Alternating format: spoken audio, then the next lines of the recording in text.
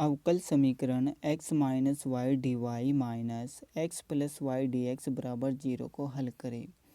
अवकल समीकरण क्या होता है? अगर कोई भी सिंपल सा समीकरण होता है तो अगर हम उसका अवकलन कर दें तो वो हो जाता है अवकल समीकरण। अब हमें इस अवकल समीकरण को सिंपल सा समीकरण बनाना है, तो उसके लिए हम क्या करेंगे, इस अवकल समीकरण का इंटीग्रेशन कर देंगे यानी कि समाकलन, क्योंकि अवकलन और समाकलन दोनों एक दूसरे के उल्टे होते हैं। अब हमें यहाँ पर क्या करना है, x के पदों को एक साइड में करना है और y के पदों को एक साइड में करना है, लेकिन यहाँ पर ये दोनों अलग अलग नहीं होंगे, तो हमें यहाँ पर कुछ और आइडिया लगाना पड़ेगा। तो सबसे पहले हम यहाँ से निकाल लेंगे dy बाई डी एक्स को। इसको हम दूसरी तरफ लेकर जाएंगे तो ये प्लस में चला जाएगा, क्योंकि इस तरफ माइनस में है। तो यहाँ पर क्या बचेगा, x minus Y D Y बराबर में ये प्लस का हो जाएगा x plus Y D X बटे में हो जाएगा डी एक्स, क्योंकि इस तरफ गुणा में है, बराबर ये यहीं पर रहेगा x प्लस वाई, और जब हम x माइनस वाई को इस तरफ लेकर आएंगे तो ये भाग में चला जाएगा x माइनस वाई। अब अगर हम x के पदों को और y के पदों को अलग अलग करना चाहे तो यहाँ से अलग अलग नहीं होंगे, लेकिन उससे पहले आपको यहाँ पर एक बात पर विशेष ध्यान देना है। अगर यहाँ पर आपको कहा गया है कि सिद्ध कीजिए कि ये एक समघातीय समीकरण है, तो आपको यहाँ पर सबसे पहले उसको सिद्ध करना पड़ेगा कि ये अवकल समीकरण एक समघातीय समीकरण है, उसके बाद ही आपको इसका समाकलन करना पड़ेगा। अगर यहाँ पर नहीं दे रखा तो आपको सिंपल इसका समाकलन करना है। अगर आपको यहाँ पर दे रखा है कि सिद्ध कीजिए कि ये अवकल समीकरण एक समघातीय समीकरण है, तो कैसे सिद्ध करेंगे, जैसे हमारे पास D Y by D X क्या आया, एक्स प्लस वाई बटे में एक्स माइनस वाई आया, तो यहाँ पर हमें इसको एक्स और वाई का फलन मान लेना है। एफ होता है फंक्शन, यहाँ पर एक्स और वाई दो चर राशि दे रखी है, तो एक्स कोमा वाई लिखेंगे, बराबर ये लिख देंगे एक्स प्लस वाई और बटे में एक्स माइनस वाई। अब हमें यहाँ पर क्या करना है, x के स्थान पर लैम्डा x को रखना है और y के स्थान पर लैम्डा y को रखना है। लैम्डा x लैम्डा y, जब हमने यहाँ पर ऐसा किया है तो यहाँ पर भी ऐसा ही करेंगे। x के स्थान पर लैम्डा x और y के स्थान पर लैम्डा y को रख देंगे। नीचे भी ऐसा ही करेंगे, lambda x minus lambda y।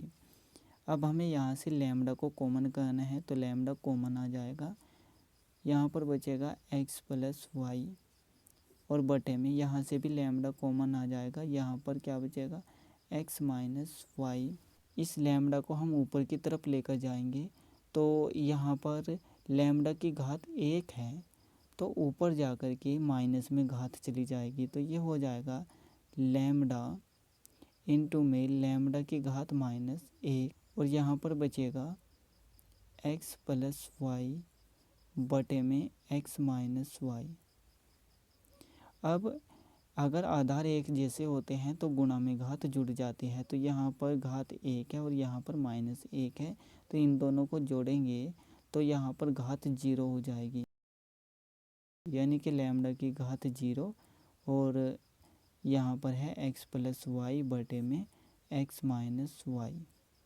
तो यहाँ से हमारे पास क्या आया, ये वाला तो सेम आ गया जो कि यहाँ पर हमने माना था एफ एक्स कोमा वाई, बस सामने की तरफ आ गया लैम्डा 0।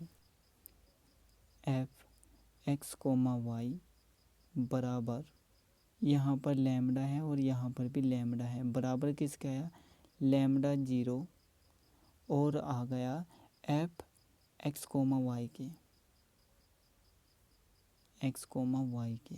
तो यहाँ पर लैम्डा की घात जितनी भी लिखी हुई होगी तो उसी घात का यहाँ पर समघातीय समीकरण होगा। तो यहाँ पर कितनी घात का समघातीय समीकरण है, 0 घात का। अतः यह है 0 घात का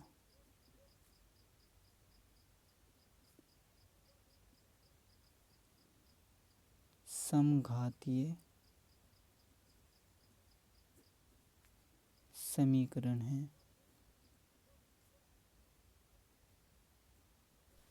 इसको हमें तभी सिद्ध करना था जब यहाँ पर प्रश्न में पूछा गया होता, लेकिन यहाँ पर ऐसा कुछ भी नहीं पूछा गया, तो हमें यहाँ पर इसको सिद्ध नहीं करना है। बस हमें यहाँ पर इसका इंटीग्रेशन करना है। इंटीग्रेशन करने के लिए सबसे पहले तो x के पद एक साइड में होने चाहिए और y के पद एक साइड में होने चाहिए, लेकिन यहाँ पर ऐसा कुछ भी नहीं है। अगर हम यहाँ से इनको अलग अलग करना चाहिए x को और y को, तो ये अलग अलग नहीं होंगे। इसके लिए हमें यहाँ पर आइडियाज़ लगाने पड़ेंगे कि हम यहाँ पर क्या कर सकते हैं, क्या मेथड अप्लाई कर सकते हैं। इसके लिए हम यहाँ पर क्या करेंगे, y को vx के बराबर मान लेंगे। अब हमें इसका अवकलन करना है x के सापेक्ष में। उससे क्या होगा, यहाँ से हमारे पास dy/dx आ जाएगा। x के सापेक्ष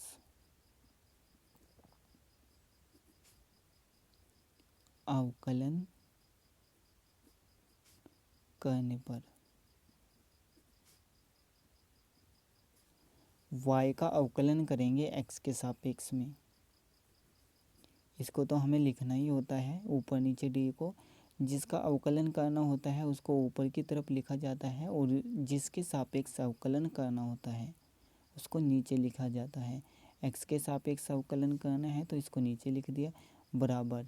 यहाँ पर दो फलन आ गए। इनको कैसे अवकलन किया जाता है, पहले को छोड़ना होता है, दूसरे का अवकलन करना होता है।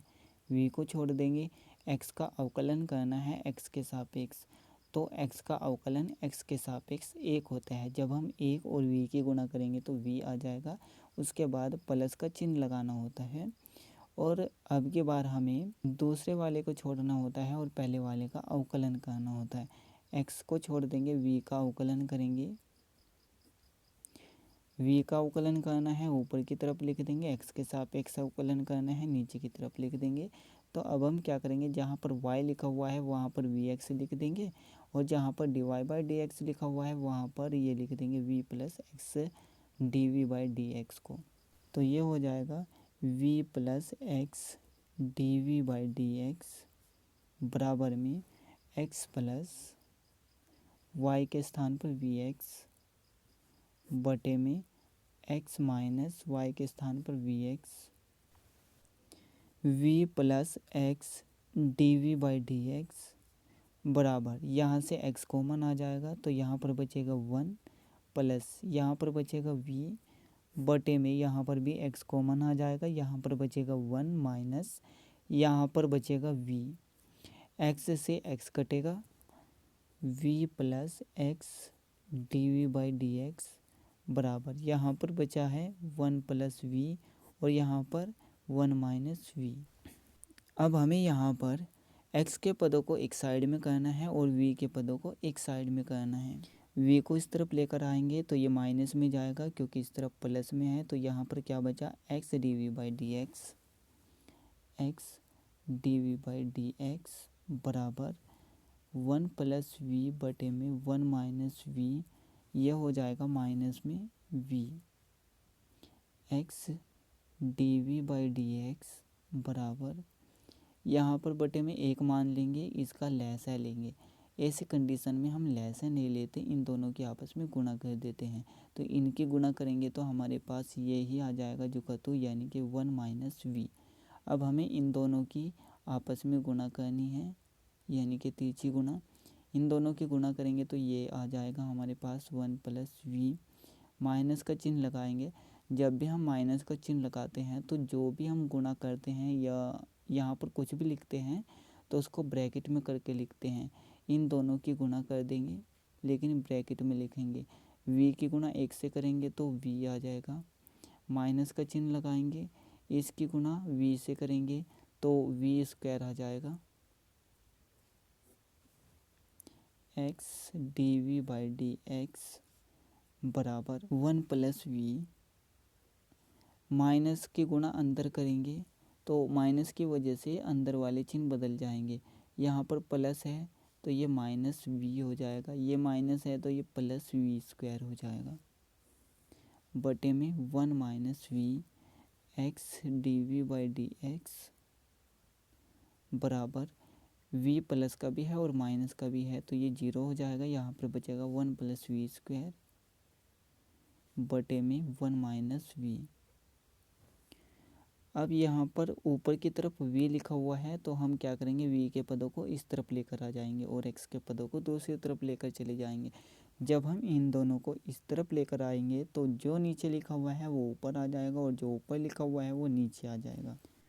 तो ये ऊपर आ जाएगा 1 माइनस वी, ये नीचे आ जाएगा 1 plus V square D V इनकी गुणा में आ जाएगा बराबर x को इस तरफ लेकर आएंगे तो ये भाग में चला जाएगा क्योंकि इस तरफ गुणा में है और डी एक्स गुणा में आ जाएगा क्योंकि इस तरफ भाग में है।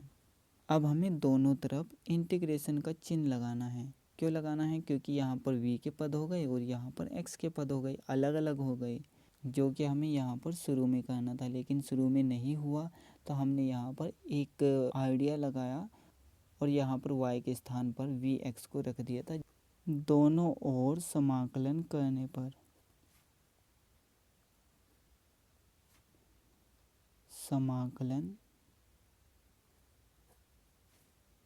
पर इंटीग्रेशन का चिन्ह लगा देंगे दोनों तरफ। 1 माइनस वी बटे में 1 plus V square D V बराबर integration 1 by X D X. अब हमें क्या करना है, 1 प्लस वी स्क्वायर को एक बार 1 के बटे में लिखना है और एक बार v के बटे में लिखना है, यानी कि इनको अलग अलग करना है।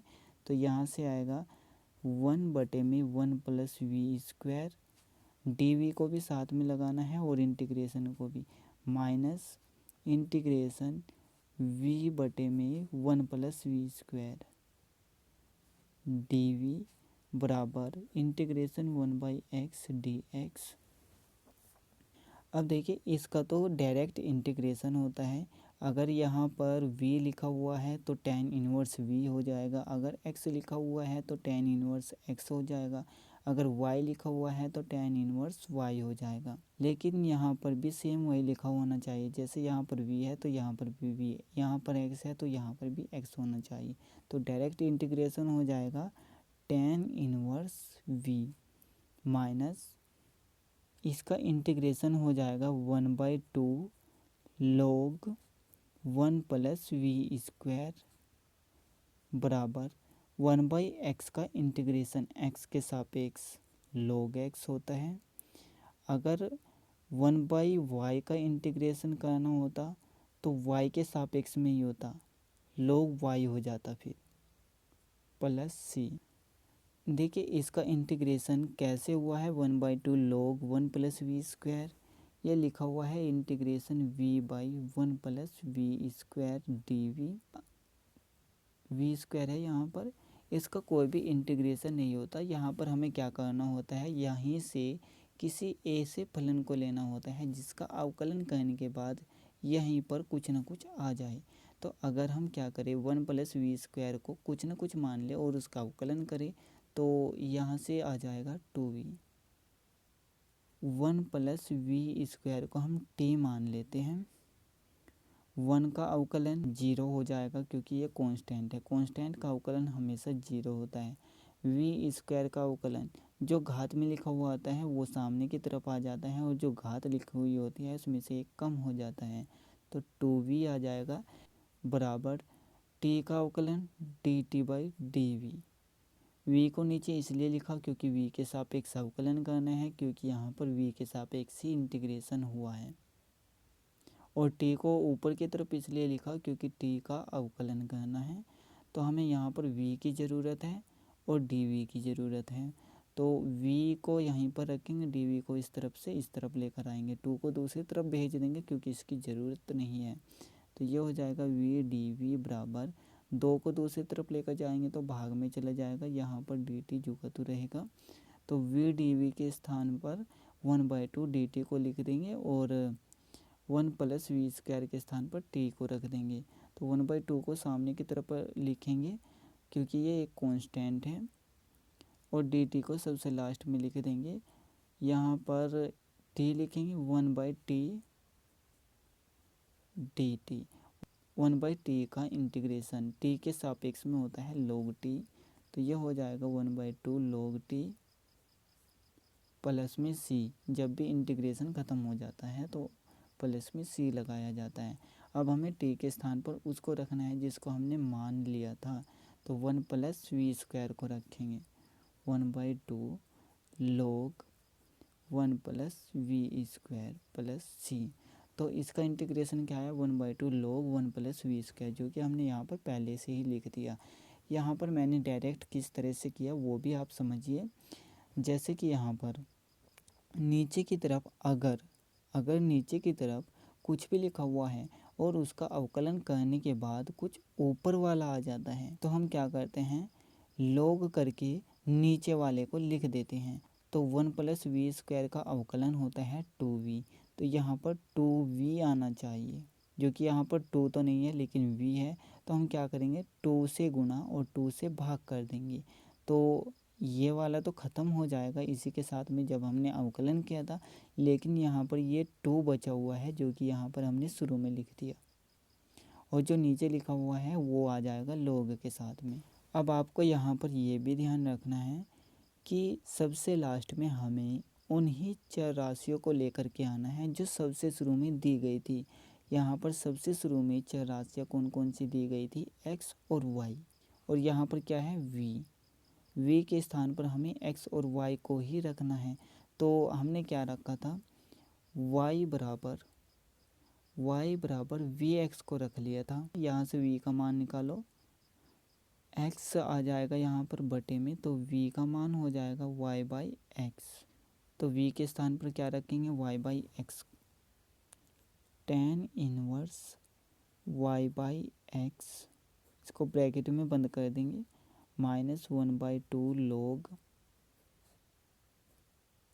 1 प्लस, यहाँ पर भी v के स्थान पर y/x को लिखेंगे, लेकिन स्क्वायर है तो स्क्वायर भी लगा देंगे, तो ये हो जाएगा y² बटे में x² बराबर log x plus c। tan inverse y/x -1/2, यहाँ पर बटे में 1 मान लेंगे और लैसा ले लेंगे तो x² ही आ जाएगा। अब इन दोनों की तीसरी गुणा कर देंगे तो x² आएगा। अब इन दोनों की तीसरी गुणा करेंगे तो y² आ जाएगा बराबर log x प्लस c। अब हम यहाँ पर क्या करेंगे, देखिए log का फंक्शन है और ये भी log का फंक्शन है, तो इन दोनों को एक साइड में कर लेंगे। तो यहाँ पर आएगा tan इनवर्स y/x, इसको दूसरी तरफ लेकर जाएंगे तो प्लस में जाएगा, 1/2 log x² प्लस y² बटे में x² log x plus c। एक log की प्रॉपर्टी होती है log m इंटू n। अगर इस तरह से गुणा में लिखा हुआ होता है तो हम इनको लिख सकते हैं log m plus log n।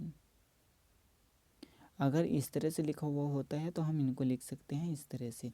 तो यहाँ पर देखिए log m plus log n, तो ये लिखा हुआ है, लेकिन उससे पहले हमें क्या करना पड़ेगा, इसको 1/2 को यहाँ से हटाना पड़ेगा। तो उसके लिए हम क्या करेंगे, 1/2 को इन दोनों में से कॉमन कर लेंगे, और 1/2 को कॉमन करने का ये मतलब है कि 1/2 से भाग करना है। tan इनवर्स y/x बराबर 1/2 को कॉमन करेंगे तो यहाँ पर क्या बचेगा, log x² प्लस y² बटे में x² प्लस यहाँ पर आ जाएगा 2 log x प्लस c, क्योंकि जब हम इसकी गुणा इससे करेंगे तो हमारे पास ये ही आ जाएगा, और जब हम 1/2 की गुणा 2 log x से करेंगे तो log x आ जाएगा, क्योंकि 1/2 यहाँ पर लिखेंगे 1/2, 2 से 2 कटेगा तो log x ही आ जाएगा। अब देखिए log की एक और प्रॉपर्टी होती है, अगर यहाँ पर कुछ इस तरह से लिखा हुआ होता है जैसे m log n, अगर इस तरह से लिखा हुआ है तो जो भी आगे लिखा हुआ है वो आ जाता है इसकी घात के ऊपर, तो ये हो जाएगा log n की घात m। जैसे कि यहाँ पर 2 लिखा हुआ है सामने की तरफ, तो ये 2 आ जाएगा यहाँ पर x की घात में, यानी कि एक्स स्क्वायर हो जाएगा। तो ये हो जाएगा tan inverse y by X बराबर 1/2 log X square plus Y square बटे में एक्स स्क्वायर प्लस ये हो जाएगा log X square plus C tan inverse y by X बराबर 1/2 log m plus log n। तो इनको हम इनटू में करके लिख सकते हैं log X square plus Y square बटे में एक्स स्क्वायर और इनटू में यानी कि गुणा में हो जाएगा एक्स स्क्वायर प्लस सी। अब देखिए ये और ये दोनों आपस में गुणा में लिखी हुई हैं, ना कि यहाँ से यहाँ तक और ये वाला आपस में गुणा में है, यानी कि ये दोनों संख्याएं log के साथ में लिखी हुई है। तो एक्स स्क्वायर से एक्स स्क्वायर कट जाएगा। tan inverse y by X बराबर 1/2 यहाँ से बचेगा log X square plus Y square log X square plus Y square और प्लस में है सी।